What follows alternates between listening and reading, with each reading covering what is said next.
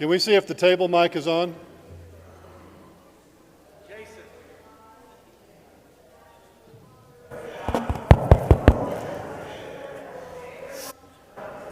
Remember, Press down. I think you only just have to touch it. Cool, thank you. I don't want to have no viral moment. Keep you out of trouble. Exactly.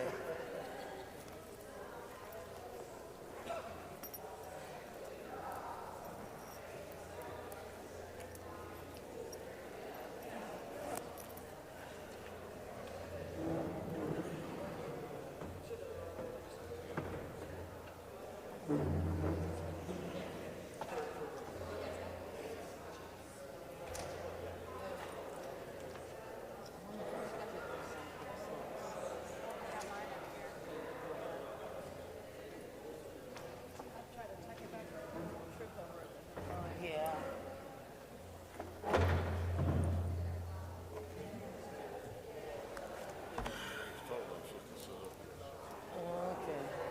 Okay. Yeah, unfortunately.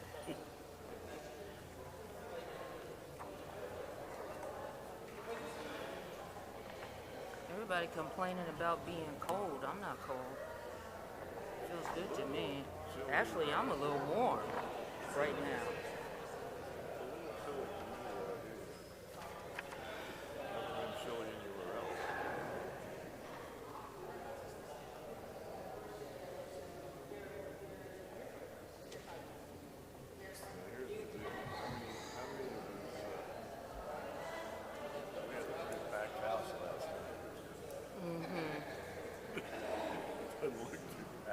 Exactly.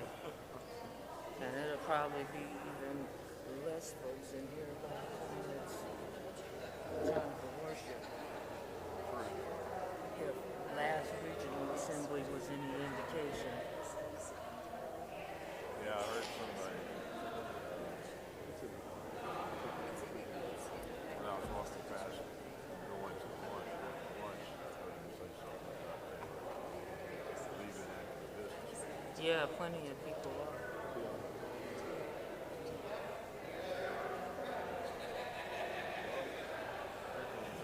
Second bus.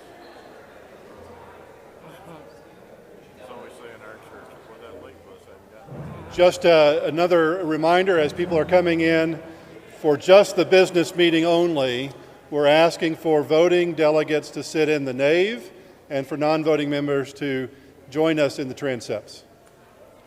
And where? Voting members are in the nave. The nave. Non-voting members in the transepts.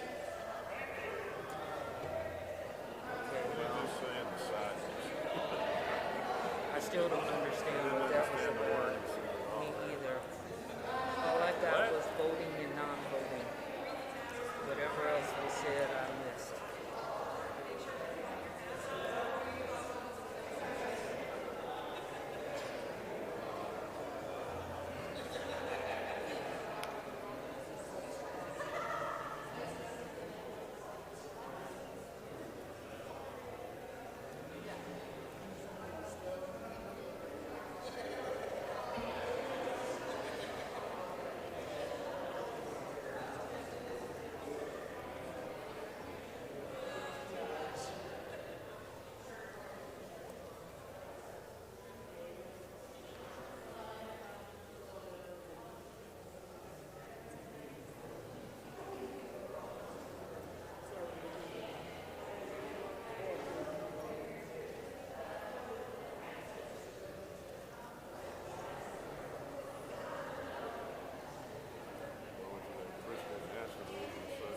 How was it? Like drinking from a fire. Really? Like, wow, okay. I mean, it covered like 2,000 years of history. That amount of time. Oh my goodness. I have been trying to decide whether to go to that one or the Speaking Across Theological Differences. And I went to the Theological Differences one. It was actually pretty good.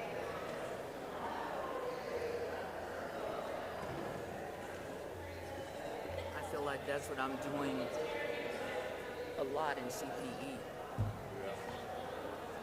because it's such a Catholic hospital.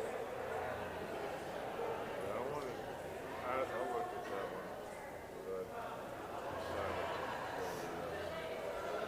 go with Chris in the green shirt from my church. He was going to the other. We split them up. Where'd you go? I went to the one that Darren did first, and then the Christian National. Oh, you talking about the workshops? Oh, okay. I thought you were talking about CPE. No, no.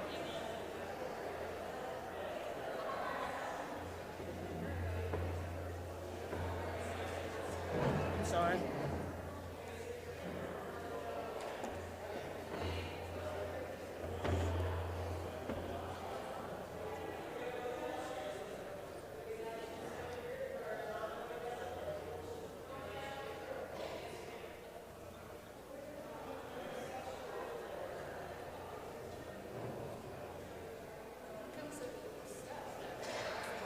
So you start it when that clock back there says 1:06. Okay. You got your number? Thank you so much.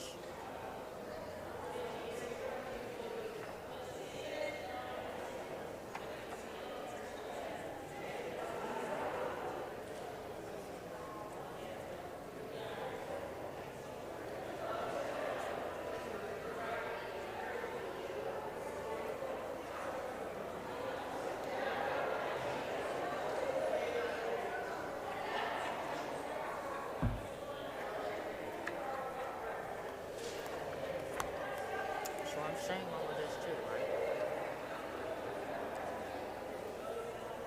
Okay. Just checking.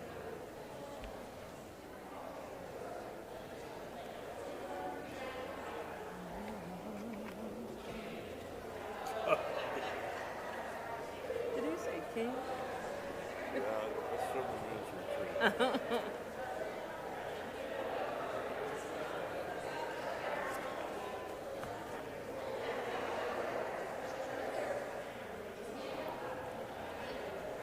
They're making all kinds of coffee.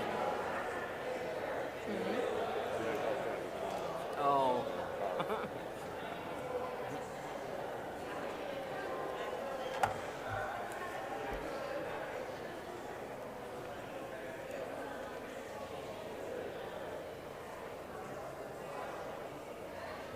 I love these stained glass windows. They are so gorgeous. And I actually just noticed this one right here. That's John. Is it? Matthew's behind us. Luke's behind us. Mark and Oh, John. okay. Oh, wow. Wow. The smaller story in the windows taken from the Gospels that they represent. Okay. That's amazing.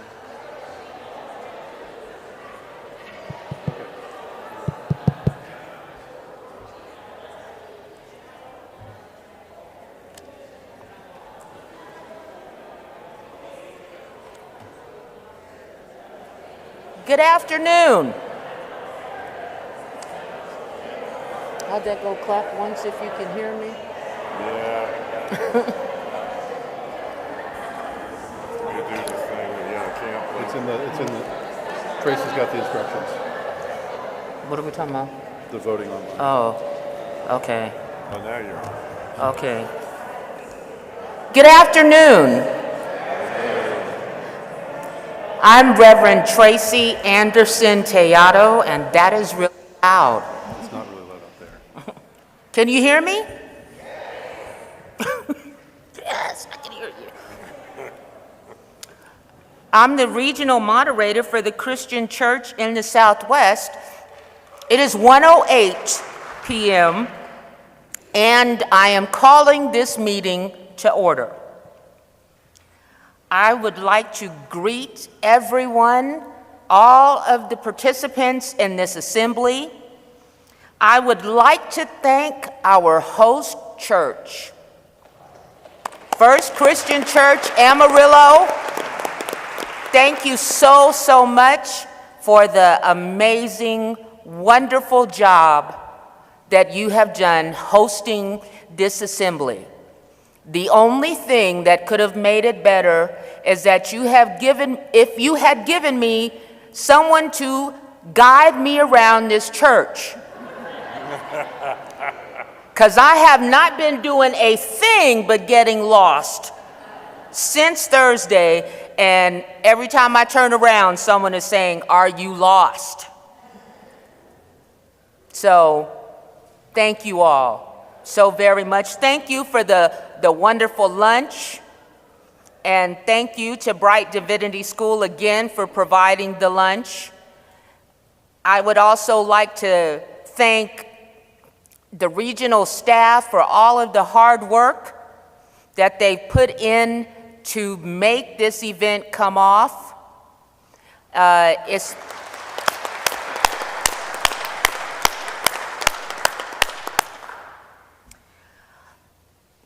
And I need to rewind and say thank you personally to Pastor, the Reverend Brett Coe, to Kelly Ferris, to the Reverend Ty Jackson, and the Reverend Dr. Jacob Miller. We are also super duper grateful for the presence of our General Minister and President, the Reverend Terry Hord Owens. Woo-hoo!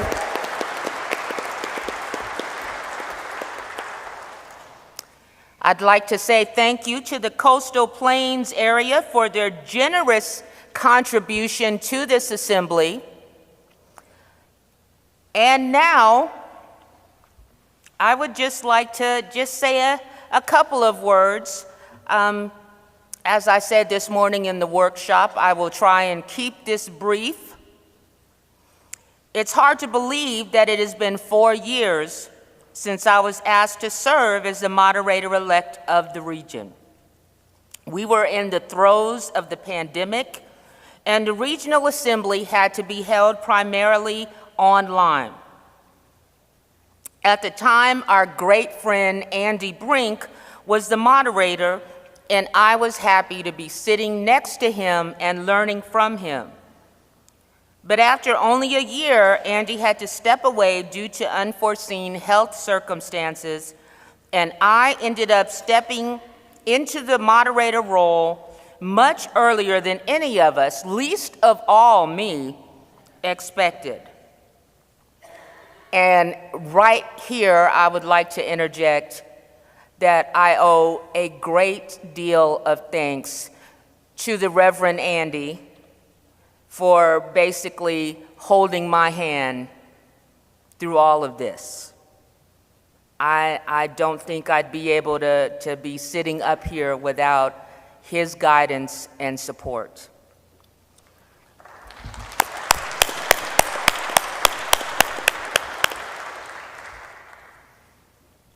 Some of you may know that I've only been a disciple for about 9 years.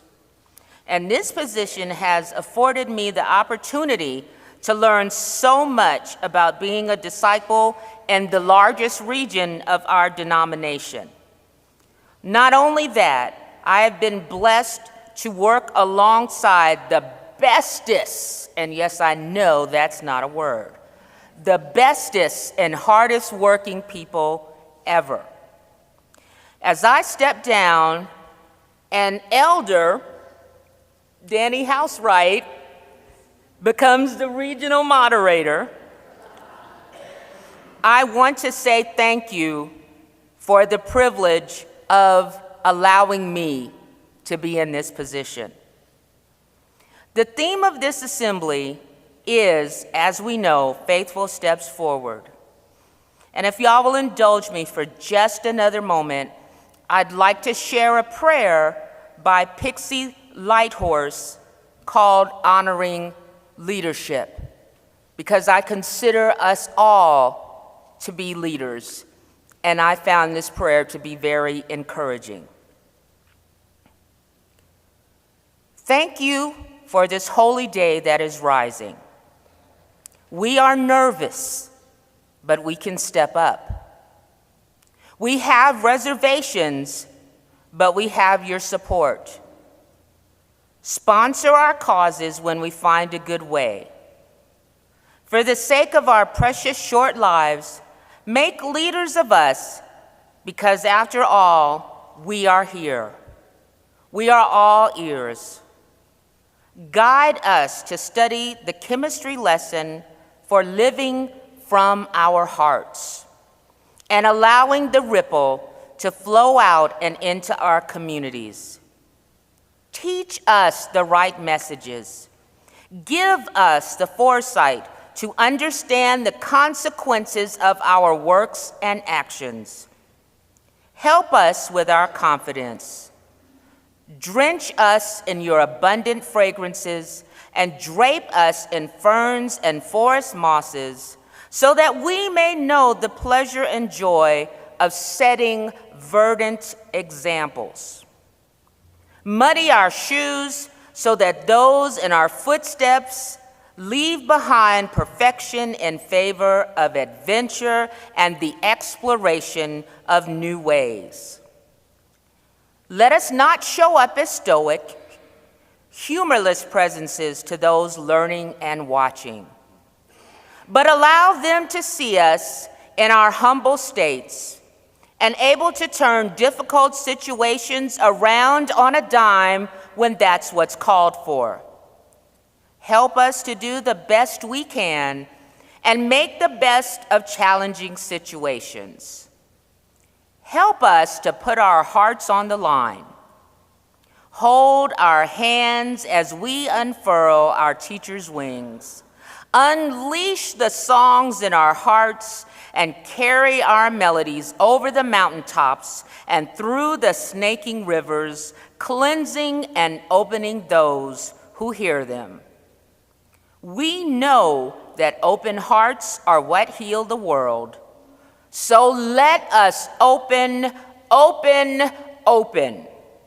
Reveal our souls to us so that we may understand and know what is needed. Put us in front of those who want to listen. Work with our tongues and our paralyzed voices to clear the way so that we can say what needs to be said. Ashe and amen.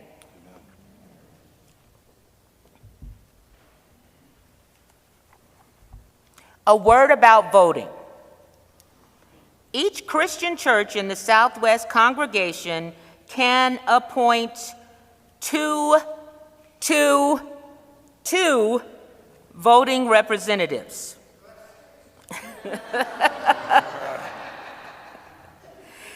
Each congregation with an active membership over 200 members receives one additional vote per 100 people over the 200-member mark. All clergy with standing in the Christian church in the Southwest may vote. Clergy with standing are not considered voting representatives from their congregations. Each member of the regional council is a voting member of the regional assembly.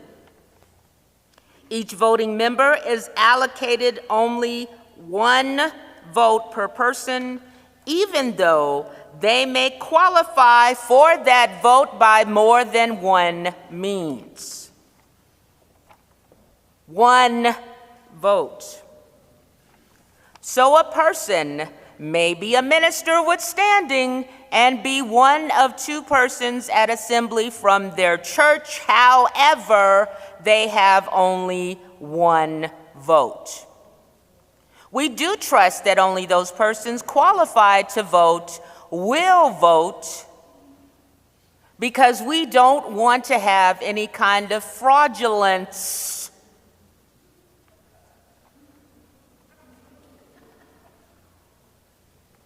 I'm just saying.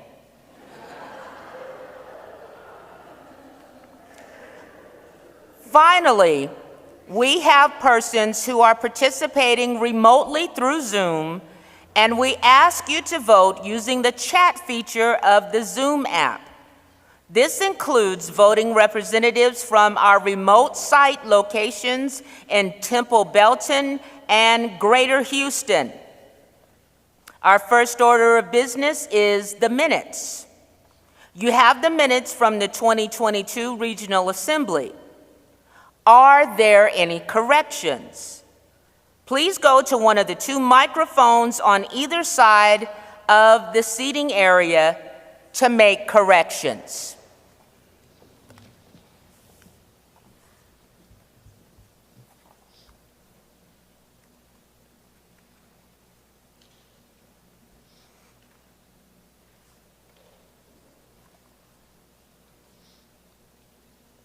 I wasn't sure if y'all were coming up to make corrections or if you were coming to announce who was coming to make corrections, so I just figured it out. I'm sorry, I'm slow, it's after lunch. We're helping.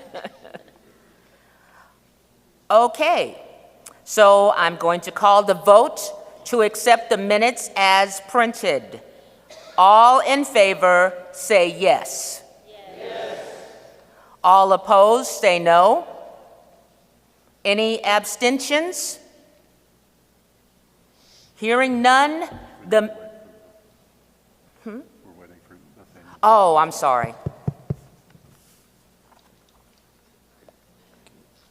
We are good. No abstentions here.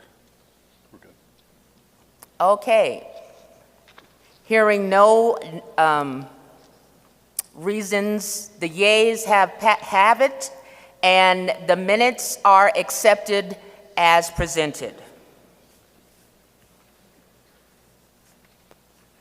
I now call on the Reverend Lana Covington of First Christian Church, Alpine, Texas, to make the motion from the Regional Nominating Committee.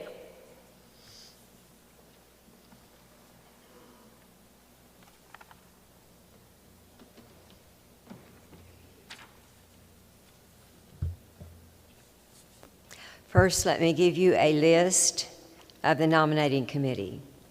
That would be Jane Hurley, Kimberly Johnson, Joel Pereira, Amber Mattingly, Cheryl Scremuza, Deborah Taylor, Jennifer Cloud, or Cloyd, Danny Housewright, and myself, Lana Covington. We are going to offer the nominations in two parts. First, we will ask the Regional Assembly to vote on the nominations that we have made. And then second, I will make a motion that we affirm the leadership selections of the groups identified in the docket. First, the Executive Committee. The nominee for moderator is Elder Danny Housewright. The nominee for moderator-elect is the Reverend Tanya Tyler. The nominee for treasurer is Elder Tommy Cole. The nominee for secretary is Elder Penny Biddy. Now, the Executive Committee consists of 3 members who are carrying forward their service from last year. We are nominating Reverend Tanya Tyler, pastor of First Christian Church of Ruidoso, to serve as moderator-elect. The Regional Committee on Ministry. Regional Committee on Ministry Chair, the nominee is the Reverend Dottie Cook.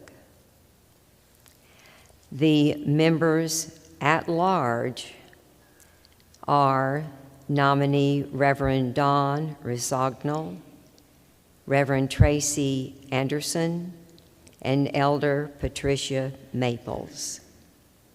And representatives. The representative to the General Board is Reverend Tracy Anderson Tallado. Now, explanation that traditionally the immediate past moderator serves as the representative to the General Board. Representative to the South Central Conference of the United Church of Christ Board is Reverend Linda McWhorter. This is our list of nominees. As these nominations come from a committee, they do not require a second. Is there any discussion?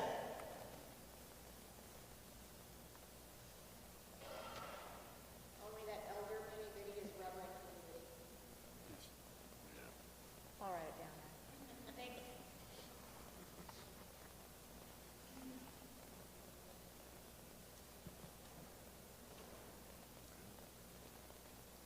I thought we weren't waiting on the Zoom. Oh, yeah, we're not voting yet. You haven't called for a vote.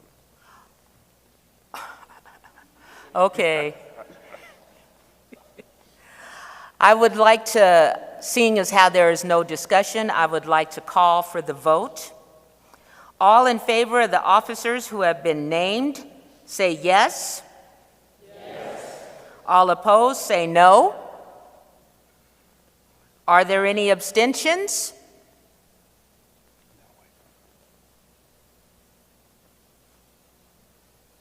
We're waiting now for the Zoom response.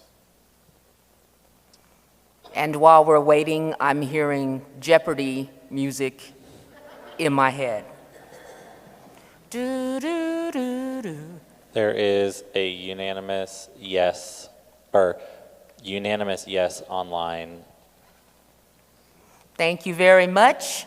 The yeses have it, and the slate has been passed and accepted.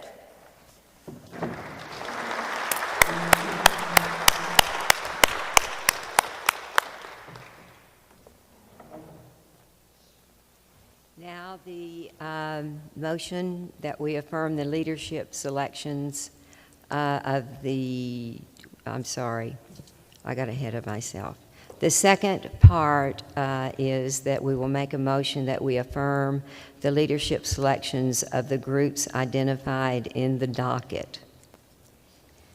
And additionally, so in addition to our first vote, we are asking the Regional Assembly to affirm the leadership selection of regionally constituted groups listed in the docket.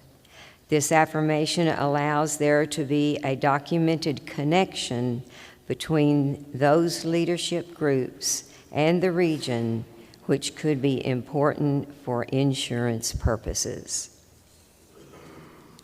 This motion also comes from the Regional Council and therefore does not need a second.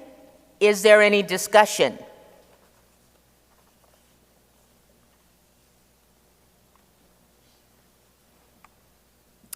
All in favor? Tracy, can I just add one thing? At this time I am talking. We have a vacancy in the Tres Rios area, and we don't know everyone. If there's a woman interested in serving, please talk to Dr. Jimmy Case or myself, and we will get you connected. Thank you, ma'am.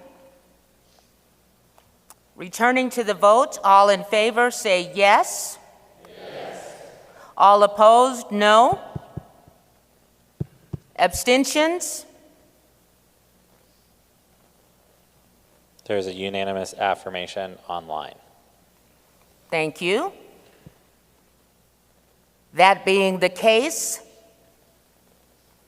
all of the leadership as presented in the docket has been affirmed and accepted. And at this time, I call on our regional minister, the Reverend Dr. Super Duper Amazing Andy Mangum, and other members of the staff, also super duper everyone, to present the state of the region and proposed initiatives.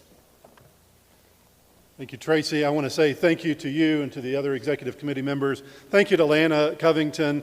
It is so not easy to manage the names and all of the complexities of a nominating committee in front of everybody, much less in a committee. So thank you, Lana.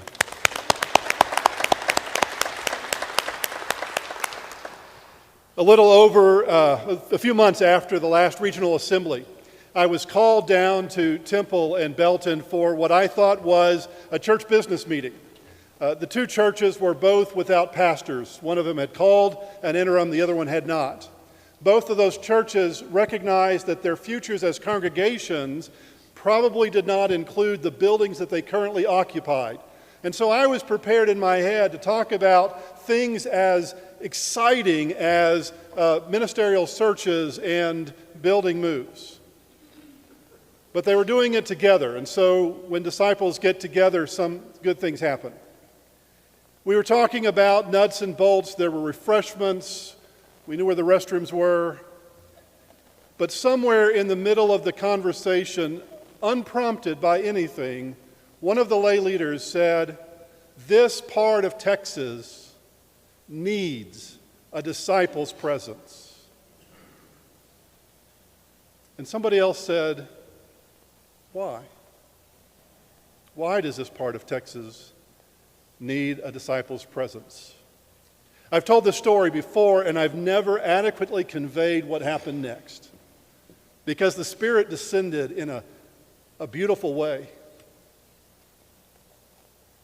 One person began by saying, it's in disciples' churches where people who are politically conservative and politically liberal can come together and recognize each other and talk to each other as people.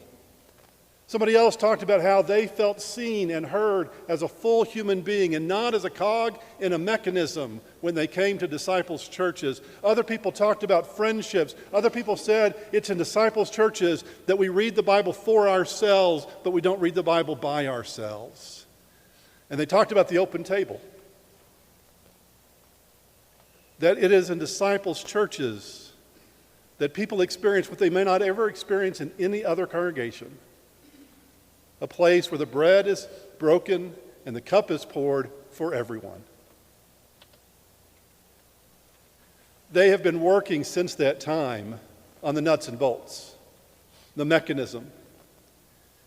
But they are driven, they are guided, they are led by this deep-seated conviction given to them, I believe, by the Holy Spirit, that their part of the world needs a disciple's presence. In that moment, what I saw were two congregations responding to three of the big issues that are facing churches all across our region today: isolation, complex problem solving, and gaps in leadership. They were dealing with isolation, and they were responding to isolation by saying, you know, we're only about 5 minutes apart, let's work together. And they came together. Your regional staff works hard to convene congregations, to connect your congregation to resources like Disciples Church Extension Fund, or Week of Compassion, or Pension Fund, or the list of opportunities and ways that we can connect to each other that I simply cannot name in a simple, short message. We're about ending that isolation, about bridging that gap. And we're about working alongside people with complex problem solving and decision making. There are some things we've learned.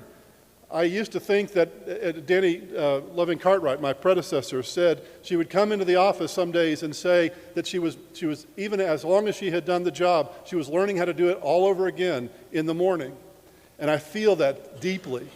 And yet there are moments when I realize I really do know some things. I've learned some things. We've learned some things for the last 7 years. But the most important thing we've learned to do is to be learners alongside you, alongside the region, discovering new possibilities, hearing about new opportunities, and listening to the conversations people are having and saying, this is a conversation that they're also having over here. Can we maybe bring those together? And finally, we are addressing this question of leadership. It is important for us to find pastoral leadership of lifting up ministers and helping nurture them. Our work with CYLLS is central. A Christian Youth Leadership Seminar is central to the life of the church. Our connections to Jarvis and TCU and Bright Divinity School and the other institutions are central. But what was driving the change there in Temple and Belton was not a clergy person. The clergy were silent. It was lay leaders saying, this is what God is doing in our lives. And so your region is not just what the regional staff does. It's what we do together. The initiatives we want to propose, I think you'll hear how they are responding to these three big challenges: isolation, complex problem solving, and lifting up leaders. The first initiative I want us to address is an initiative that's actually already in the works. It's already rolling out, and that's to develop new churches and help transform churches. The Reverend Dr. Darren Phelps was new to this region at our last regional assembly. He's a veteran now. He's one of us. And Darren's going to come and share a little bit about what is happening with new and transforming church work. I've had more joy than sorrow in the years that I've been able to serve in this region, and it's been a joy to be able to be here with you and certainly to see all your smiling faces and the ways that we have grown up together and expanded. Over the last few years, we've embarked on a journey together to strengthen our new church strategy. My personal goal, many of you have heard this before, is to push us beyond the norm and to build us and to grow and to solidify our faithful steps forward. Today, we get to celebrate a few things. Certainly, I want to give a shout out to the team that's worked with me, Katie Hayes and Marilyn Fidmont. I know many of you have looked in your docket and you see what I call a love letter to those who are in this church planting, thinking about formation from the ground up churches. It's called the Applying for New Church Funds. It's translated in Spanish and English. Take a look at it, because it gives more and shares more than us just dispersing funds and financial resources. But it talks about the ways that we as a region, we as churches are going to stand with you and walk with you as we build and create new churches. Currently, right now, one of our new church plants, Larry Gibson from San Marcos, the new church plant, they had about 17 people come and organize. They're calling themselves Open Spring Christian Church. Currently, right now, they are attending our new church academy that we were able to support them, and I think we should celebrate that. Future stories. We're relaunching our new church grants, additional funds to assist what we call the creative out-of-the-box thinking and movement that will help our congregations not just thrive and move, but live and grow and breathe in the communities. We're engaging with congregations and seeking revitalization. Our communication you will see an uptick on our website and our social media after you get a chance to give me your input and insight around the ways we've engaged. We're going to continue to implement this new church fund guide because it is more, as I've said, than just giving funding out. So we've included also in your docket what we have called the New and Transforming Church Initiative. I hope that you'll get a chance to read through all of that because I don't have much time to get into all of those details. But I promise you, if you read that and share that with your congregations, they will join with us. And then finally, I want to give a shout out to our council because a couple of months ago when we had an in-depth conversation, I gave each of them a puzzle piece. Some of you know I'm a former elementary school teacher. You never lose it. But what we did on these is each one of those council members wrote prayers to the new church planters. I take them with me. And when I'm sharing and praying with teams that are laity or clergy, they read them, they share with them, they take them. If you'd like to write one of those prayers, see me afterwards. I would encourage your prayers. Thank you for your thoughts and your support.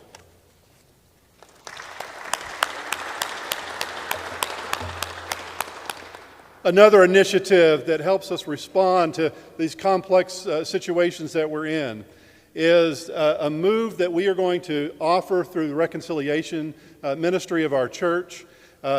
Reverend Al Walker, our Community Regional Minister for Anti-Racism and Reconciliation, should be offering this. However, the church that did for him what this church did for me, Bonneview Christian Church, is celebrating 70 years, and he is their keynote preacher tomorrow. And so he is on a plane now, headed back to Dallas, so that he can be a part of a faith community that is central to the Christian church in the Southwest and central to his faith journey. So I'm going to do my best, but the anti-racism work that we want to do, we hope will culminate in 2026 as a resolution that will come before this regional assembly that we will claim a becoming an anti-racist region identity. We say becoming rather than is because anti-racism is work that always is ongoing. There are days when we are not racist, but really those days when we are anti-racist means we're seeking to actively work toward the end and the dismemberment of racism. And that's vigilant work. And so becoming is a part of that theological conviction that our eschatology isn't an endpoint, but rather a constant journey. Part of that is about taking faithful steps forward. We have taken a faithful step forward in completing a clergy anti-racism education curriculum that takes Howard Thurman's Jesus and the Disinherited as a central cornerstone theological ground, and we'll be presenting that as a way for us to ground our anti-racism work in one of the most important, impactful reconciliation works of literature that we have available to us.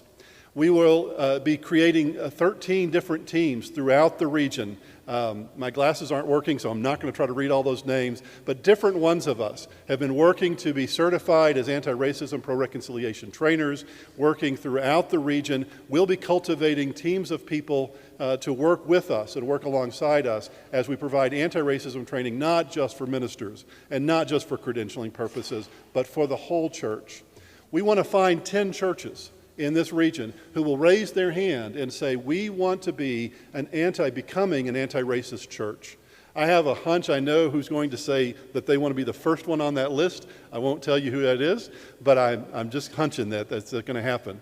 But we want to find 10 churches that will take this journey and move toward 2026 with that agenda. We're looking to find 14 people who will positively impact the 2024 and 2026 election cycles by advocating for voter rights, making sure that people can get to the polls, and making sure that our polling places are places of peace where everybody feels the welcome that we feel at the table. We are working to, yes. All of that to say, we've got some concrete plans that are in the works now so that when we come to 2026 at the Regional Assembly, we'll be able to say, yes, we are becoming an anti-racist region. Among the other things that we're working on is developing leadership. You heard us celebrate last night the selection of the Reverend Jennifer Steele Lantis as our Community Regional Minister for Adult Ministries and Leadership Development. Thanks be to God for your presence on our staff. She is already making a difference in East Texas and moving us along. But another part of our commitment to leadership development involves our youth and young adult ministry. And so I'm going to ask our Community Regional Minister for Children, Youth, and Young Adults, Heather Reed, to come and share a little bit about what we've been doing, but also an exciting proposal that's on the horizon. Good afternoon. Thank you for allowing me to speak to you today, and I am honored to be able to bring you good tidings and great news from our children, youth, and young adult programs and campgrounds. For our children and youth online programs we created during COVID, we made the decision this year to combine CCSW Adventures with the CCSW website so all information could be found in one spot. You are still able to see the videos of camp songs, creative lessons, and keynotes that were all created during COVID, and encourage you to use them in your youth programs when needed. We had our first year in several years where we did not have to hire a new camp director, even though we did hire a new curriculum director at Disciples Crossing. This has helped us stabilize our campgrounds, and all of our directors meet yearly to work together and share ideas. Our camps had another successful year as we continue to be steady after COVID. We look forward to another year with all of our camping programs, whether it is at Disciples Crossing, Disciple Oaks, Lake Brownwood, Black River, or with Passport Camps. We are excited and proud of the work of our children and youth leaders and volunteers as they continue to create life-changing events and give selflessly of their time. We are looking forward to another year of CYLS. This year, CYLS was at Lake Brownwood, and they had hosted us graciously for the last 2 years. But we're excited to spend the next 2 years at Disciples Crossing. This year's CYLS is earlier due to General Assembly and is June 30th to July 5th of 2025. We are seeing success in opening our leadership seminar to all youth who have completed 9th through 12th grade the previous years, even with the youth attending from California this last year. We wish to thank CCSW, Christian Church Foundation, Helm, CCSW Disciple Men, Columbia College, Bright Divinity School, CCSW Reconciliation Committee, CPA, and NTA for sponsoring CYLS 2024. Amen. We could have not done it without your help. We also wish to thank Austin Park, Disciples West, the Savannah Fund, and the Potter Fund for always supporting our youth and the scholarships that they offer to them every year. It was 2 years ago when we had to pivot and change the installation of the council because of leaving camp early. We decided to install that group at Regional Assembly in San Antonio, and it changed our RYMC's outlook from then forward. They were so excited to be among so many of you who had walked the same path that they were walking and had your lives changed also. That brought such joy and new life to them that we decided to share installation with all of you every assembly year. As you've seen our Regional Youth Ministry Council already hanging around, they are here and will be installed later during our worship service. A very big thank you to CPA and NTA, who generously donated the funds for the plane tickets to make sure all the council was able to be here today.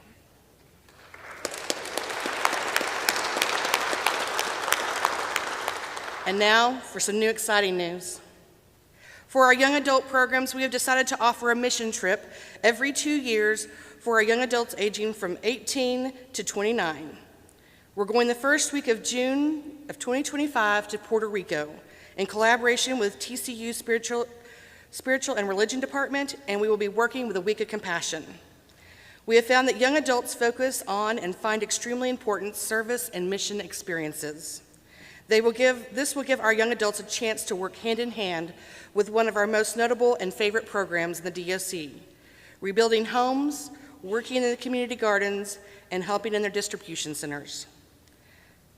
This will be a faith-growing, life-changing experience that will change our young adults and that they will not soon forget. We have 12 spots available currently and know that you all have at least one person that came to mind when I made this announcement. We are excited to share this with you and hope you share and support us as we build new relationships and programs for our young adults.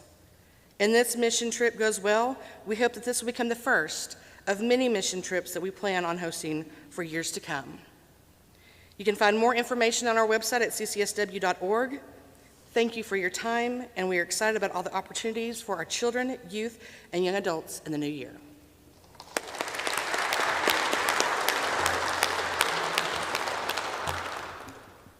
Last night, you heard our General Minister and President say this, that 2024, this Regional Assembly, if we look back 50 years, we look back at the final regional assemblies of the Christian Church in New Mexico and the Christian Church in Texas. 1976, not just the nation's bicentennial, but that was also the first time that the Christian Church in the Southwest met as one region.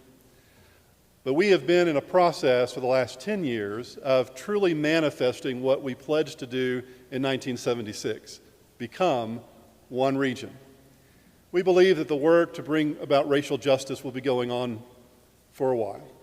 We pray that our youth ministry goes on for a while. We ask that restructure be done at some point, and that point is in 2 years. We want to bring in the 2026 Regional Assembly some specific changes to the structure of our region that will bring together the full culmination of the good work that's been done by my predecessors to make us one region and to be one church. My colleague, the Reverend Christy Drexel, Regional Executive Minister and Vice President, is going to talk a little bit more about those specific details.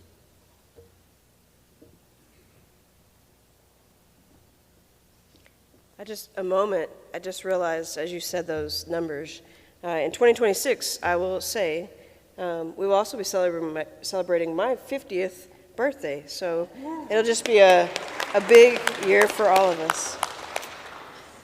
I'm not ashamed to say my age, obviously. We moved through several phases of restructure. I moved to Texas at the age of 2 and have been fairly involved, thanks be to God, to my mother who plugged in early and plugged me in early. And so we can claim for sure that we have been doing this work for the last 10 years, but I'm fairly certain we've been talking about restructure for many more decades than that. I know some of you in this room are intimately aware of all of that work.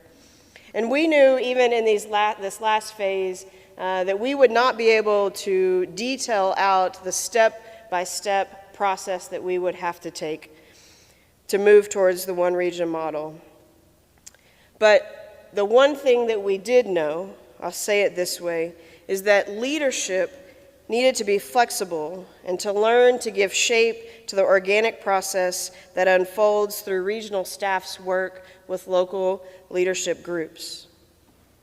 We've gotten to this point. We've done lots of work and gotten to this point, but where we find ourselves now is in a space where the documents that define and guide our work don't match who we are.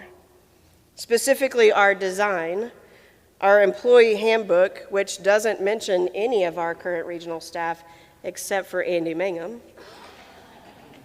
He's doing it all alone. And other important documents that guide our work, they all need to reflect the way that we do church today in the Southwest region. So how are we going to make that happen? You might be asking yourself. Well, first we give thanks for the leadership in these recent years who have already done some of that design work, and because of COVID and things we put that kind of on the shelf. It wasn't where we needed to be focusing on. So we'll be able to pull that work back out and begin to work there. But before we sit down to put pen to paper or edits to digital copies, our first step that we know for sure is to hold listening sessions. The exact plan for that is yet to be determined, but our design, one thing that it does say that still is true today, is that our purpose is to be a source of vision, nurture, wholeness, and mutual accountability in order to serve and to strengthen congregations. So we want to hear the ways in which the region is already active in your life on the local level, and probably also hear the ways in which we might need to be doing better to strengthen the covenantal relationship that we have on the regional level and the local level. Our executive committee, regional staff, and other leaders will gather to edit and do some of that work. Maybe some of you feel called to do some of that work. Andy would love a text that says, I would love to read the design and help with that work. I would love a text that says, I would love to help you edit that employee handbook. Maybe that's not what you're called to do, but there is one thing that we can all do. One of the major edits that we need to make to our design is our quorum. We have a design from 1990 that is technically the approved design of the region. We have a copy that's been worked on and updated, but when we met as a region, we didn't meet quorum that year. So I'm sure that your documents back in your local church are hopefully newer than the early 2000s and for certain newer than the 1990s. If they're not, you've got some work to do, because none of us look that way. Our quorum, as it states now, and we haven't met quorum since the 90s, our quorum states that we have to have 300 people present representing 100 different churches. It's not a joke, though it's funny. So we need to adjust that. We need to make some changes. I will say to my clergy colleagues in the room and online, we hold the standing for, between retired and active clergy, just under 300 people, representing 330 churches. Now, I'm a lifelong disciple, so I don't think clergy should make all the decisions, but if we showed up alone, we'd meet quorum. We need our lay leadership here too, because they are essential. And so if all of our clergy showed up and two members from each of our congregations showed up, we would blow quorum out of the water. So here's what we're going to do. In 2026, we will meet at University Christian Church in Fort Worth, Texas. In the fall, we can't give you a date.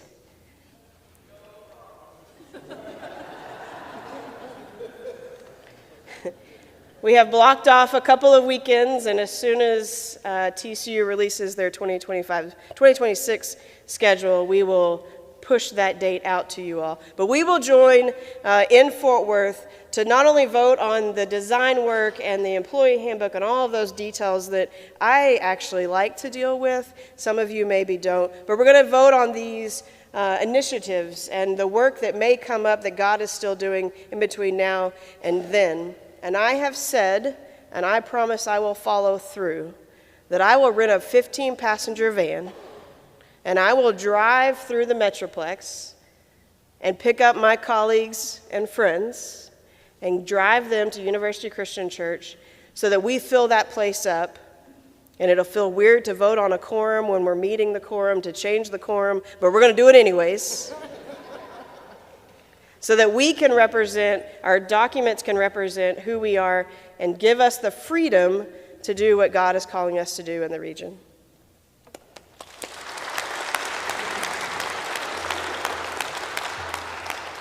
Thank you. You see that I'm blessed to work with amazing colleagues, and I'm so thankful for all of them. The last initiative we want to propose, and Terry, there's things that you said last night that made me rethink all of it, because we don't want to create hierarchies and we don't want to create status symbols. But we do want to advocate for people to embrace their disciples' identity.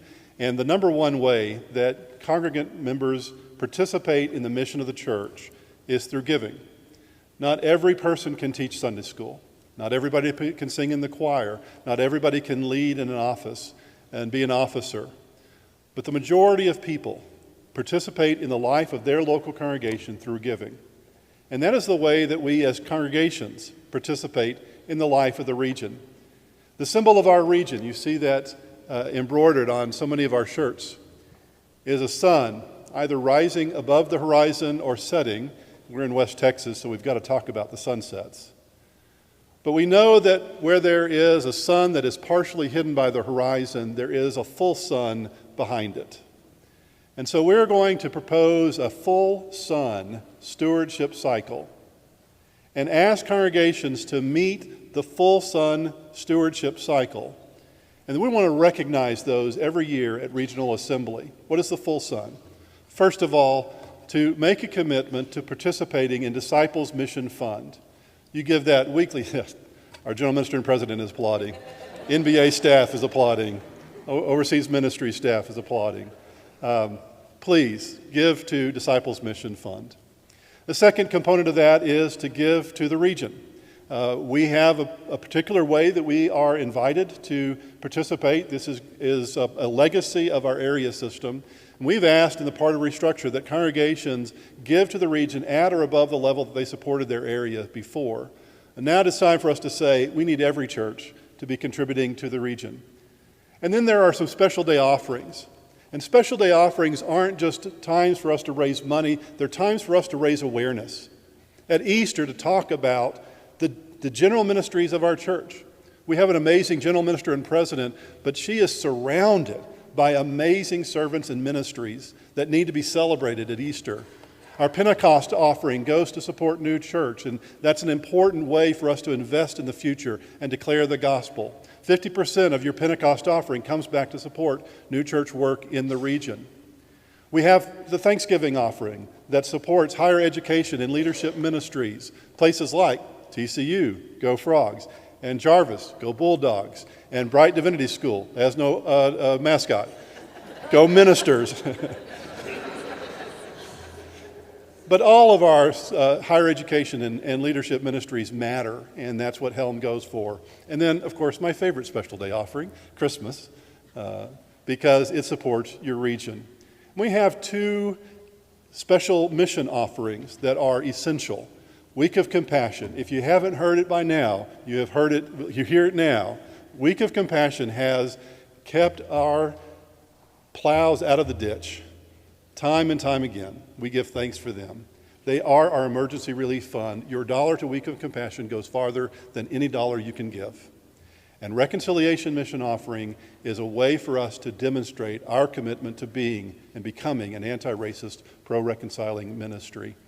So a full Son stewardship cycle would meet the full circle, would meet their commitment to Disciples Mission Fund, a commitment to the Christian Church in the Southwest, and a commitment to taking and promoting, more than taking it. Even if just $1 gets into that plate for each offering, that's enough, because what we really want is for us to identify as disciples of Christ and to celebrate the good work that is happening through this people that say we are a movement for wholeness in a fragmented world.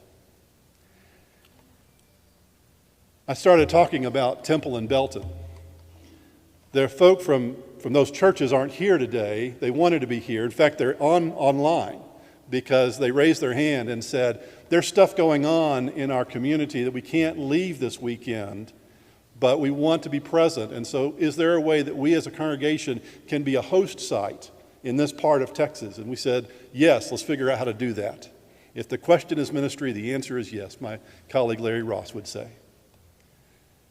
We said, what is going on that's so important, that's keeping you in those locations? Well, they said, on October 20th, the people that used to belong to First Christian Church Temple and used to belong to First Christian Church Belton are going to walk the aisle and join a new church, Chalice Church. My colleague Christy Drexel was down there for them to see a chancel full of disciples in Central Texas saying, we are now members of Chalice Church. We hope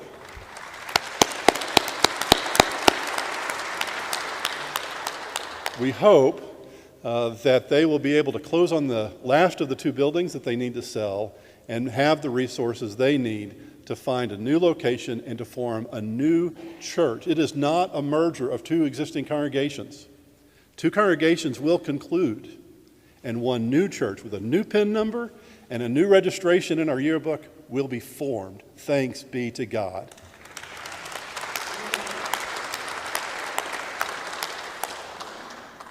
They are taking faithful steps forward, and I pray that we follow their example and do the same. God bless you. It is absolutely the privilege of my lifetime to serve as your regional minister. I am grateful to you. I know, Terry, I shouldn't say this in your presence, but I have the coolest job in the denomination. So thank you for allowing me to serve in this way. Thank you for the staff and the work that we're doing. That concludes my report.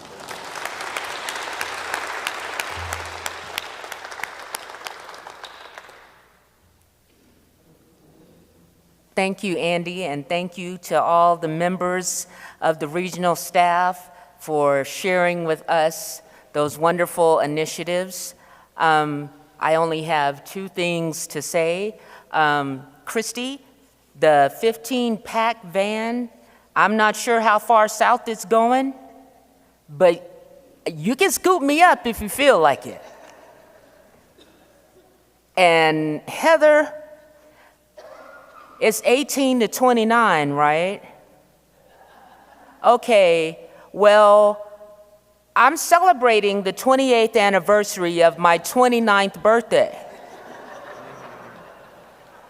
I think that counts.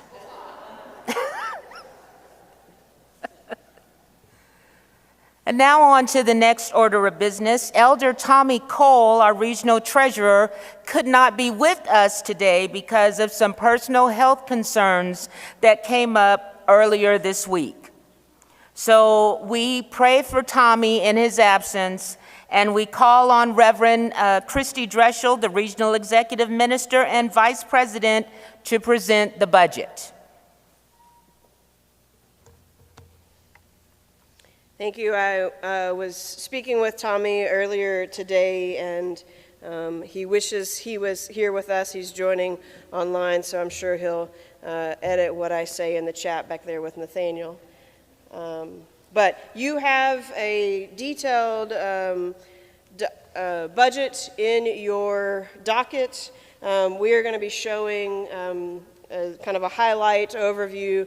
I will not read every line item to you. I'm going to give you some information, highlight a few things, and then we'll pass it back to the table for a motion and conversation. Two of the things that you will see in your docket before you get to the actual financials. One is a letter from Tommy Cole. That is kind of his reflections as to where we stand right now. The other is, I put my phone down, hold on. I just need it in front of me. You'll see I think it's the last line in Tommy's letter. He's asking that each congregation giving unit increase their giving by 5% in 2025. So that's something that you can be in prayer about. The second document is the first slide, so you can put that up. You can sort of see that. It's in front of you if you don't have it, if you can't see it up here. This is a graph that I created. The question is asked frequently of if we continue to pass deficit budgets, how is it that we are not bouncing checks or living on credit? And so I created this quick graphic to show a bit of that. You see it's our last 7 years. 4 of those years, I will tell you, we passed a deficit budget, and you will see that 2023 is the first year that we actually ended the year in a deficit.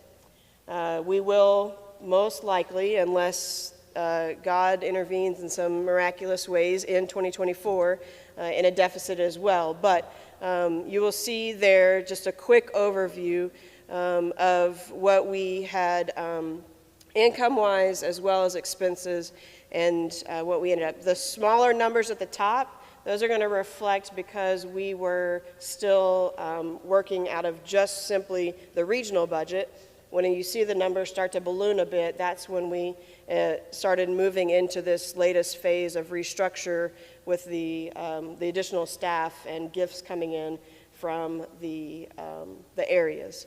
I will say that the majority of the time, the reason why we ended up in a surplus and not in a deficit is due to large gifts, some from areas and their funds when they made transitions and do ministry different, the ways that they are doing that.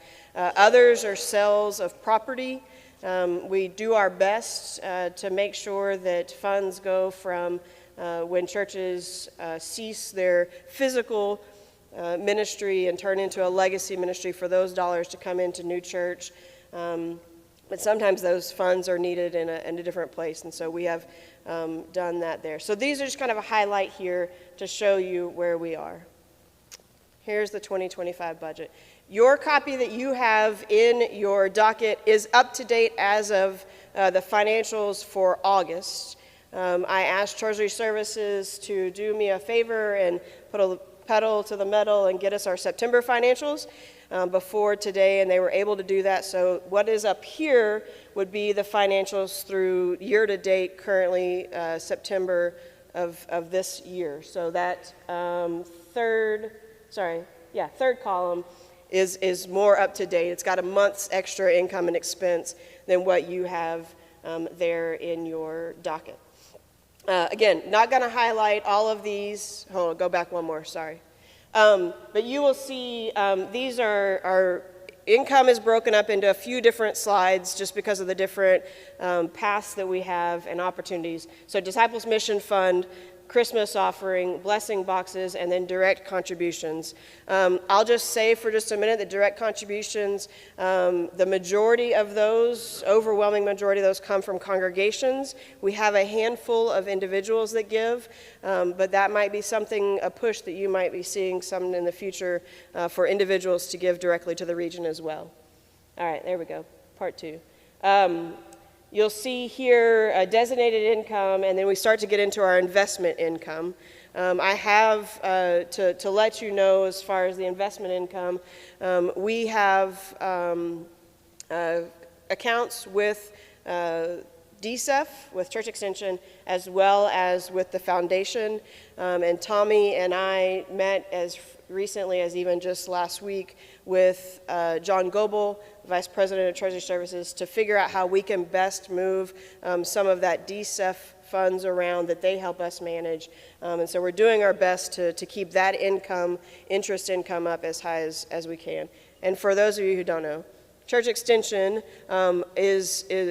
provides investment, Rosario should come up, provides investment opportunities that are more on a short term. And they have been putting out lots of great opportunities with high interest rates so that they can get it. And we've been trying to take advantage of those. Foundation, of course, is more of the long-term investments there. So some of our income there, part 3. Get into here some more investments as well as just some miscellaneous income. If we can figure out how to budget miscellaneous income, we'd probably put it in a different line item. So total contributions, wait, go back one more. Total contributions in that section, you will see we are proposing for 2025 $724,250. Okay, now we can go to the next section. We do have some other income. We have trainings, CCSW Learn and others with Jennifer on board. We're hoping and taking faithful steps forward that we're going to be offering an amazing program that all of you will want to participate in. So we are raising that income line just a bit because of the opportunities that we will be providing. But that's what that registration income are, events that we hold. Okay, next slide. Again, a little bit, just some more here of interest income, the foundation investment income, and then that 50-50 annual draw. Let me just take a minute there and pause for that one. Some 2 years ago, we had multiple areas giving large checks, and we needed to make a decision on what to do with those. And so Ray Morgan, our treasurer at the time, worked with staff to create what we call the 50-50 fund. So any gift larger than $50,000 that the region receives, 50% of that goes into this foundation fund, and 50% of it comes into our income, operating income. We budget every year for that money to come in. We could pull the 4% draw at any point that we want to, but we don't until we need it. And this year is the first year that we actually pulled from that. So because we haven't been pulling from it, the interest has just been reinvested. And so in those short few years, we have just about doubled what the initial gift was in there. So another place in which we're grateful for these fiduciary, financial arms of our church. You'll see here, just in case there's a question, there's a line here for a new church pastor. That's an income line. You'll see later it's also an expense line. That is for a pastor in Saxe who is working through the immigration process. I will say, he was here earlier, I will say that thanks be to God, he and his family have gotten their green cards. So that number is still reflected there, though as we work with Saxe and work through how they will then directly support their pastor, that number may actually change, but we're leaving it as it is as of now. But again, it'll zero out. It's an income line and a expense line. Go back one more, sorry. The other line I'll highlight there is the new church ministry, CRM. We have worked with the New Church Committee to ask them if it is possible for their funds, designated funds, to cover the portion of our new church pastor's salary when he does new church work. This is a model that came to Andy and me some years ago. We resisted that model, wanting all of those funds to go directly to new churches. And what we have heard is if we don't have a new church pastor on staff, then we're not sure what new church ministry will look like. And so that is a gift that will come from the designated fund to cover a portion of that salary. So, total other income there, $166.24. So the next slide. So total proposed income for 2025 is $890,274. Let's go to the expense side. The facts are that the majority of our budget is going to be on this first slide. It takes a lot to keep the region going, and thanks be to God that our staff is here to do it. But you will see here the total numbers, both for clergy, staff, payroll, and insurance and such, as well as, once you move down to the bottom, our administrative support staff. So you can switch to the next slide. More payroll, insurance. We have a staff member who contributes out of their package to a retirement account, and so that's represented there. So total salaries and benefits, $801,060. Expenses, it costs more to travel. We are doing our best to use teleconference and to hit as many people as we can while we're on that. I should not say it that way. To visit as many people as we can and as many churches as we can when we are out traveling. And so that when we're having to pay for hotel stays and do those types of things, that we are getting those contacts as much as we can. So, but travel being what it is, those are the numbers. We have adjusted them based off of what our best guess of what travel will look like in 2025. Next slide. Facilities. We have physical offices in Fort Worth and San Antonio and Austin. And then, of course, all of our staff, the rest of the staff are out in their homes working from there. But this represents, for those facilities, we do have a real estate tax expense because we have a parcel of land that we can't get rid of. And so we do have to pay the state of Texas a bit of money every year for that land. Again, more office expense, cell phones to cover costs for staff, postage, shipping, office supplies, books, and printing. Next slide. More office.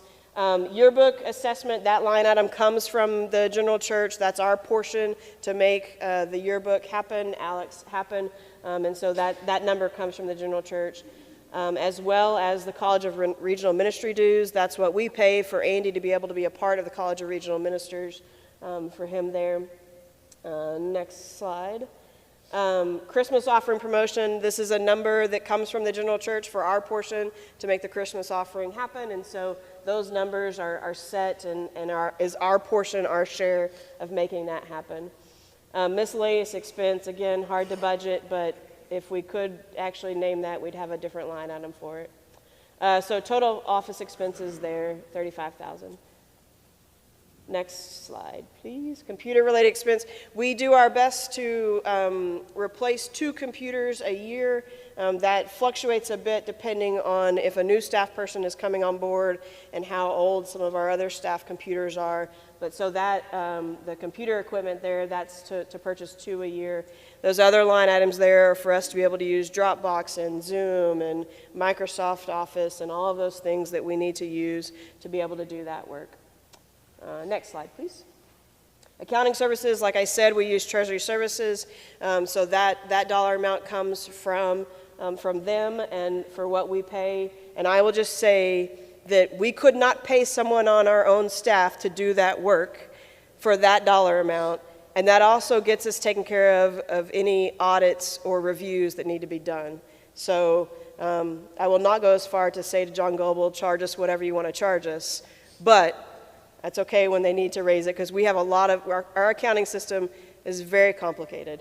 And so we're grateful for the work that Treasury Services does for us. You'll see just some other, yeah, you're fine, other expenses there. Go ahead, next slide. So total, that's professional. The 2,000, I'll just say, Andy requested last year, and we've kept it in this year, for us to be able to bring someone in to do some staff development. We've been keeping that in-house and doing it, but we want to be able to have the freedom to do a little bit more with that, and so that's that line item there. Okay, next slide. Board meeting expense, that's regional council. We, a few years ago, made the decision to move from 4 in-person sessions down to just 1 in-person. So in March, our regional council meeting is in person. The rest of them are all done by Zoom, and so that's what it costs to do that. The search committee and relocation line item, you'll notice, is zeroed out. We are not planning in 2025 to add to our staff as of now. Next slide, please. These are just kind of, we had a placeholder for gifts for any of our pastoral care or members, and we generally don't use it, and because $500 isn't going to get us much, and so we provide pastoral care in other ways, and those expenses are reflected elsewhere in the budget. Next line item. This is our mission and outreach. We are committed to financially support Southwest Good Samaritan quarterly, and so you will see that dollar number listed there. The next 2 line items are the ways in which we support our other ministries. The first one there, the mission and outreach, the $3,500, we rotate. One year we will give to we'll take that money and divide it up amongst our camping programs. The next year we'll divide that up and give it to our higher education ministries, TCU, Bright, Jarvis. And then we also give to our other ministries connected to the Southwest region. So we go through a rotation and divide that out. The other partner ministries, the 2,000 underneath that is to support the work that the New Mexico Conference of Churches does and Texas Impact does in these 2 states. So that's what that is. Next line item. The way that we're doing commissioning ministry interviews now don't require any costs, and so we have taken that out of the budget. Those next few line items are the ways in which the Regional Committee on Ministry gathers and the cost that entails for us to be able to do that work. Next slide, please. More ARCOM. Yay, ARCOM. Next slide. Event expenses, that's for us, again, for us to be able to host events, CCSW Learn, those kind of things, so that's the cost there. We won't have a regional assembly in 2025. We will have some event at General Assembly in Memphis, and so we want to be able to have that there. So total event expenses there. Next slide, please. So total expenses is $48,819, which shows a total deficit proposed to you all as Regional Assembly, deficit budget of $158,545. Madam Moderator, this is the budget that was presented to Regional Council and approved there. Thank you, Christy. The proposed budget has been submitted to the Regional Council, who has forwarded it to the Regional Assembly. It does not need a second. Is there discussion?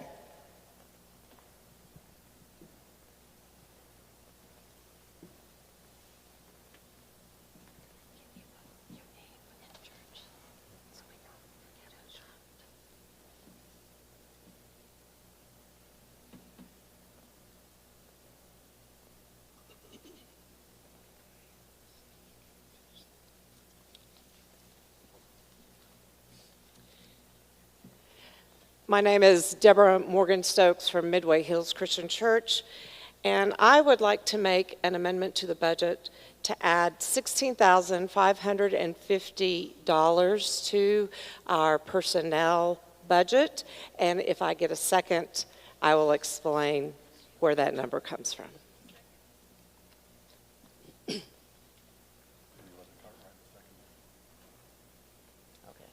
We have a second. Is there discussion? So at last Thursday's Regional Assembly informational meeting to go over our voting items, we learned about the deficit budget that would be presented to the Assembly. We learned that this was not the first time that the region had been presented and then passed a deficit budget. However, this year it was noted by one of our participants that there was a difference. And I'd like for that person to come up and share his observation. Roger Waddell, Midway Hills Christian Church in Dallas. As I was part of that review of the budget, it occurred to me that prior budgets included increases in salary support for our regional staff, and the 2025 budget did not.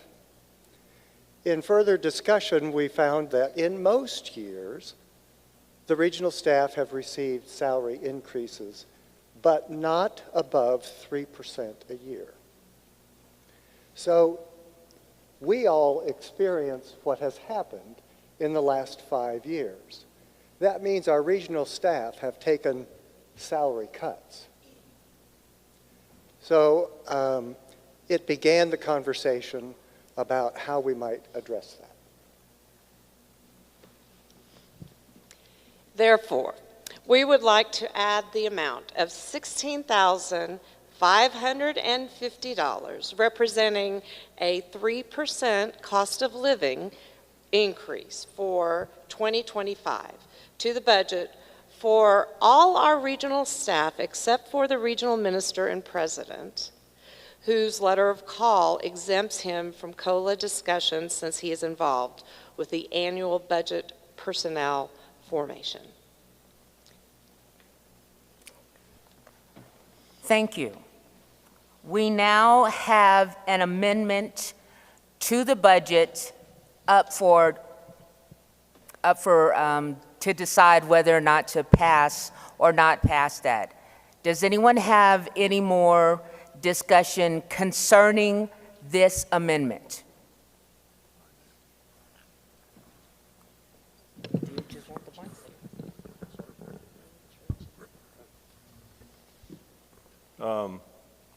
Danny Houseride will be the moderator here soon, but the discussion surrounding whether the staff would get a cost of living raise this year or not is one that's been bantered around by Tommy Cole and I, as well as a couple other people.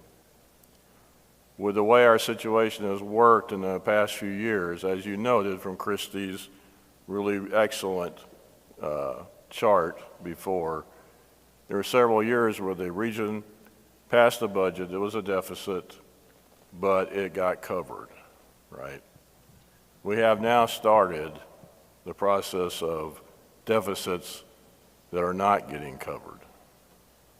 Now, in our minds, at least for this year, we need to take a time out and we need to analyze where we really are for the future and not wait to look around and keep increasing our expenses when we're running towards something that could be not a good thing. So that's why we didn't put anything in there for that. Believe me, if we could give the staff a big old huge raise and be confident of that, that would be fantastic. It also does not preclude us from coming back to the regional council at some time during this next year and say, we think we can do something for staff. Okay, it doesn't preclude us from doing that. There's no rules in any game that says that can't happen. And we would definitely look at that. But Tommy and I both feel very strongly that we should take a time out, examine the situation, see where we really are, and where we look like we're really headed. And that's the wise financial thing to do. All of us know how much prices have gone up. And you wouldn't have to be out, you'd have to be buried in a hole someplace not to know that. But we also have to be financially responsible for the organization. I'm also treasurer of First Christian Church in Plano. We face the same situation. We have a budget right now that we're working on. We have one staff member that would get a raise. Okay? Nobody else is going to get a raise. And the reason that person will get a raise is because their duties have changed. And they're an important cog in the process for us right now. We feel we need to do that. But it's going to be tough to make it happen. So I don't want us as a region to get into a situation where we just roll on down the road without coming to grips with where we are. Now, hopefully some of the things that Andy has said, you know, get more churches to give and things like that can happen, and we can get past this. But we've got some work to do to make that happen, right?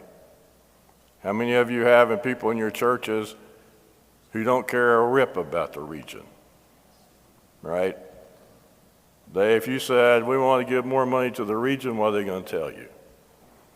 We've got some work to do. We may like it, we may understand it, but not everybody does. So I suggest to you, I appreciate the gesture, and if you say we want to do it, that's fine. But Tommy and I both feel a little bit of caution right now may save us from consternation later.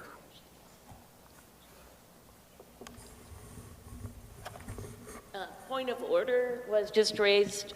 If we have parliamentary procedure about amount of time allowed for discussion from everyone. We weren't keeping time, sorry. I'm sorry? We haven't been keeping time, sorry. Thank you. Richard Snyder, First Christian Church, Amarillo. I think the previous speaker at the dais may have answered the question, but is it my understanding that the mechanism for funding this proposal may not be available right now, and the idea is to try to plan and see if that's possible in the future? Is that what I understand? Okay, thank you.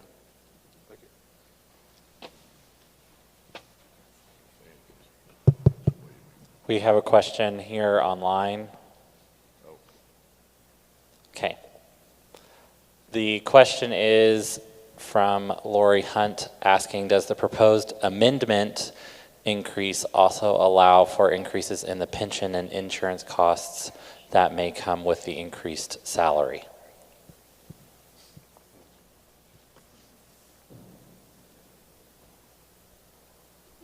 Yes, that number was determined based off a total package for current staff.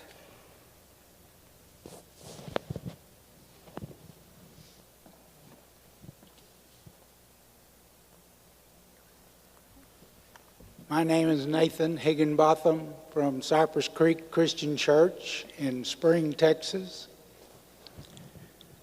Andy Mangum probably knows what I'm going to say.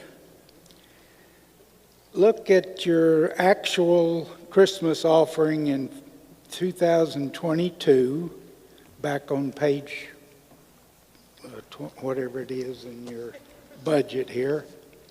Actual 2023 and actual 2024.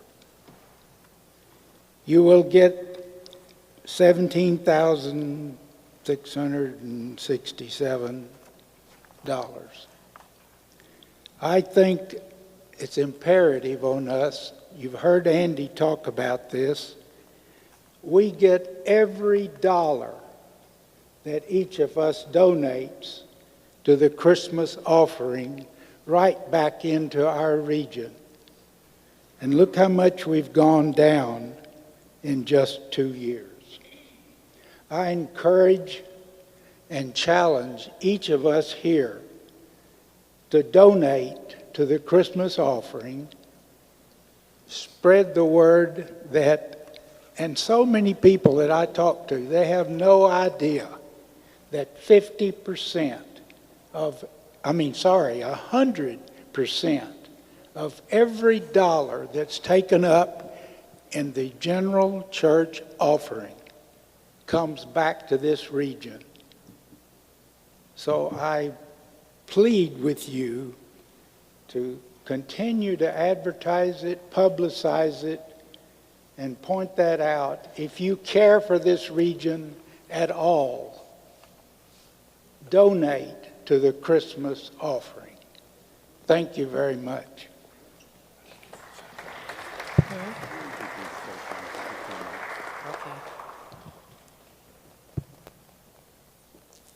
Can we have the proposed increase number read aloud again, please?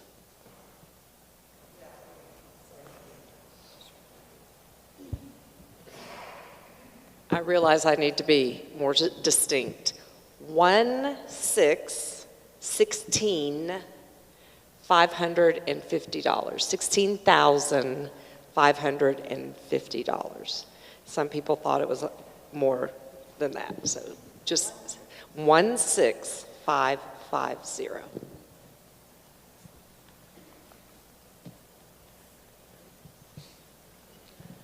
Dawn Rosignol, pastor at Monte Vista Christian Church in Albuquerque, New Mexico. Before I became a minister, I did a long career in corporate accounting, so I do have a financial brain. I want to challenge the pushback on a $16,000 raise for our regional staff. If that breaks the region, we have a bigger problem. And just as the argument had been made about the increased cost of living, costs have gone up. This is supposed to represent a cost of living raise so that our regional staff can afford those additional costs in the grocery store and in all of our aspects of life. And so again, if a $16,000 increase is going to break the region, we need to have a bigger conversation. And I want to second Nathan's argument as well, that we need to talk with our congregations. As a senior minister of a congregation, I talk to the congregation about every one of our special offerings, and we do give to all of the special offerings. I talk up the regional offering at Christmas, and I think we all owe it to our regional staff that Tracy calls super duper, and support them, and to express our backing of the work that they do. Thank you.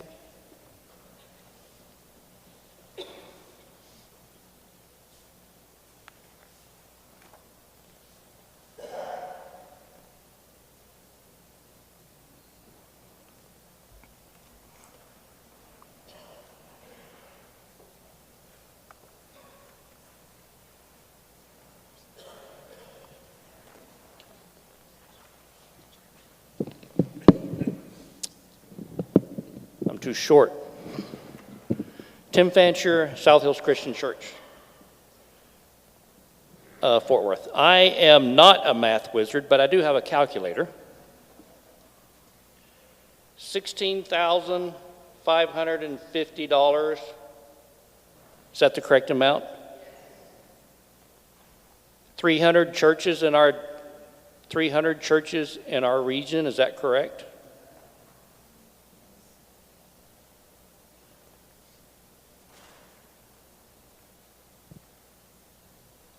Still 12 months in the year. That's $4.59 a month per church in our region. That's less than a Starbucks latte. So maybe our priorities aren't correct. So if we look at it, we break it down to the simple per church, per month, I think it's very doable.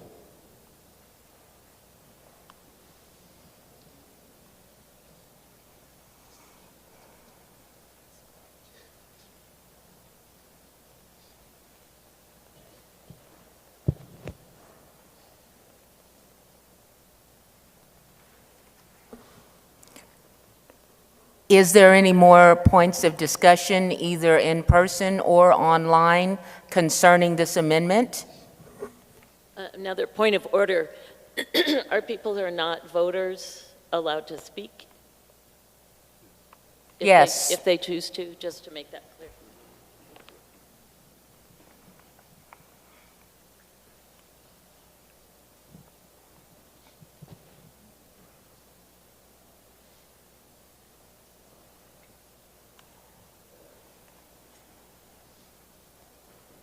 Seeing no one else coming to the mic and hearing nothing from Nathaniel concerning the online attenders, we'll go ahead and have a vote on the amendment to the budget. This is a vote for the amendment. All of those in favor of the amendment to add $16,550 to the budget for a cost of living increase to the salaries of the regional staff, say aye. Aye.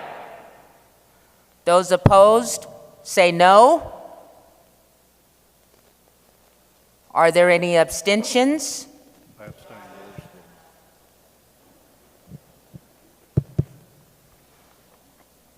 Staff can't vote on that. I know. I was trying to think of something snappy to say, but nothing came to mind. No abstentions, 1 no online, and 14 yeses online. That being the case, the ayes have it, and the amendment is passed. The budget will now be increased by $16,550. We will now return to discussion on the budget.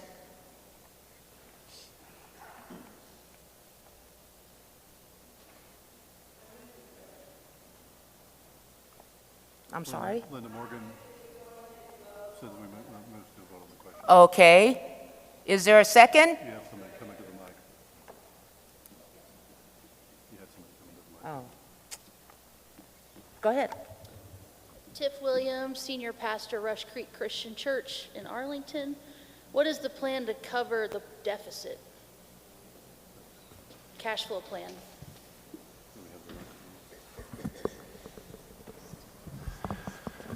Thank you for that question. So we see this as a three-pronged solution.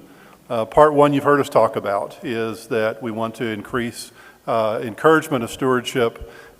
We know that more giving comes into the end of the year, so the deficit that we're currently at, I hope and pray, will improve in the next 2 months. We'll have a great Christmas offering. And you see some of our plans in the 2025 year to improve giving, and that's option. I mean, not option, but that's the first flex on working to decrease that deficit. The second thing that we've done is to offer a suggestion to our finance committee and to the treasurer that we'll talk about after Regional Assembly. Some of that's dependent on this, but at least the working plan that I'm working from right now is that we look at what I call watermarks on the deficit, and when we get to the point where we are 50% or below that high watermark of our surplus, that we trigger certain spending cuts, and then at 25 a different, more severe set of spending cuts. And if, please dear God, let that be happen, if we get to the zero out, then we'll have to look at more severe cuts in our budget. But that's not ideal. But better, spending cuts will be a part of that. The third piece of that you heard Christy allude to, and that is looking at both the investments and maximizing those and better financial management. But it's not a complete plan, but we have been anticipating needing to be more specific about that. So. And for those who would resonate with a numbers answer to that question, they go hand in hand. But just to let you know, the dollar amounts that we currently have, not only cash on hand, but investments as well. We have $83,000, I'm rounding the numbers, $83,000 in cash on hand. This is unrestricted funds, $83,000 cash on hand. We have $335,000 invested with Church Extension. And so again, those are funds that we want to leave alone so that they continue to gain interest, but that we can get to if needed. And we have $1.6 million invested with Foundation, where we receive funds from them, and of course can work with Foundation if an emergency arises where we need to take that into account.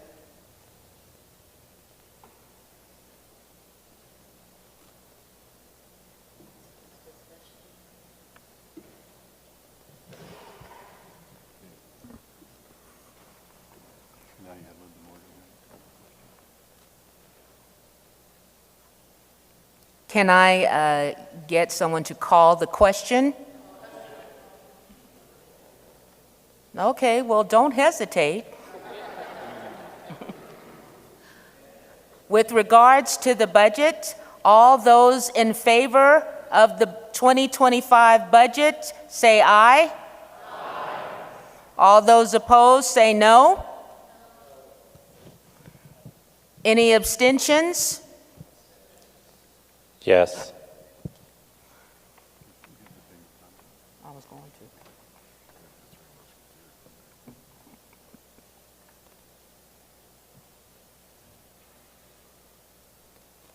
We have one abstention online.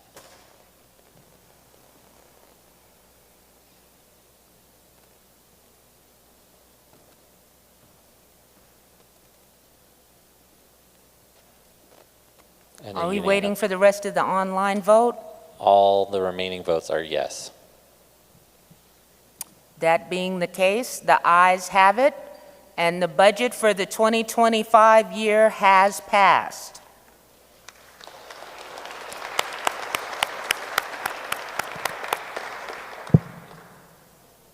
At this time, we would normally install our new officers. However, since two of our executive committee members are not here for personal and pastoral reasons, we will look to complete an installation service at the in-person regional council meeting. With that, we have concluded our business for this regional assembly. I'm told that we do have one more presentation. Thank you. Appreciate Tracy Anderson Teato very much in so many different ways. She is the one person on the executive committee who is stepping away from responsibility, rolling off. Her term is ended. So thanks be to God. So we do want to express our gratitude to her. She has been the voice of reason at times. She has been the voice of holy, righteous anger at times. And she has been the voice of humor so many times. But mostly she has been a very good friend, and I am so grateful for you. We have the traditional gift that we give someone when they don't need it anymore, and that's a gavel to help remember this. But we also, among the things that Tracy and I bond over are the Incredibles, and I happen to know that her favorite character in any animated series anywhere is Edna from The Incredibles. I don't remember the quote that she likes, but we found an Edna doll for you as well as the gavel. So thank you, Tracy, for your work. Knock it!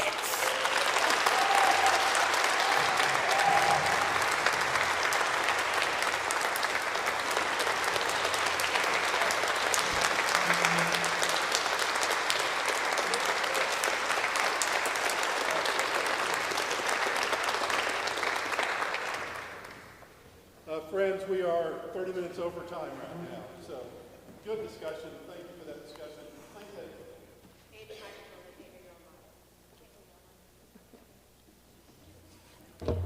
Please take 5 minutes, let us reset, and then come back here. We're going to have worship. Stephanie Horde is going to lead us in music. The youth will be leading us in worship, and Steve and Katie will be preaching. Come back in about 5 minutes, please.